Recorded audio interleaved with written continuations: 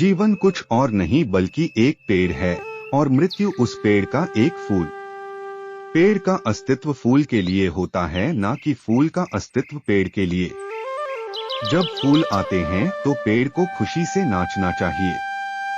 इसलिए पहले मौत को स्वीकार किया गया है, और न केवल स्वीकार किया गया है बल्कि इसका स्वागत किया गया है। यह एक दिव्य मेहमान है। जब यह आपके दरवाजे पर दस्तक देता है तो इसका अर्थ है कि ब्रह्मांड आपको वापस ले जाने को तैयार है।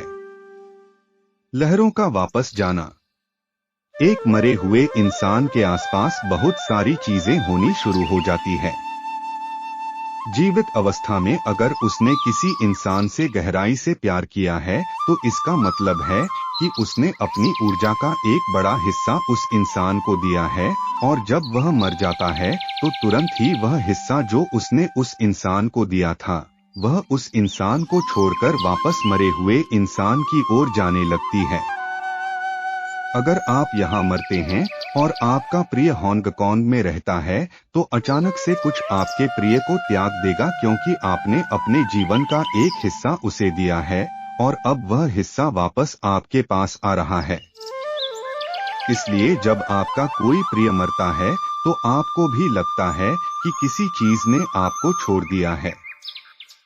आपके भीतर भी किसी चीज की मौत हो गई है।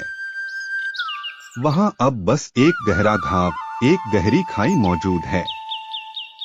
जब कोई मरता है तो उसकी सांसें रुक जाती हैं और आप सोच लेते हैं कि वह मर गया है। असल में वह मरा नहीं है, बल्कि इसमें वक्त लगता है। कभी कभी अगर वह इंसान लाखों जीवन से जुड़ा हो तो उसे मरने में कई दिन लग जाते हैं। इसलिए खासकर पहले हम संतों के शरीर को नहीं जलाते हैं। मृत्यु एक दरवाजा है, न कि रुकावट। चेतना आगे बढ़ती रहती है, लेकिन शरीर दरवाजे पर ही रहता है।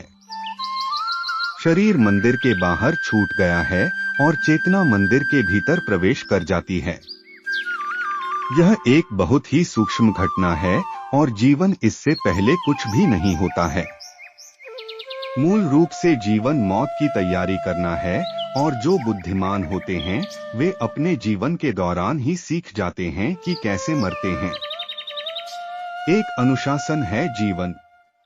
मौत जीवन का अंत नहीं है, बल्कि यह एक अनुशासन है जो मरने की कला सिखाता है।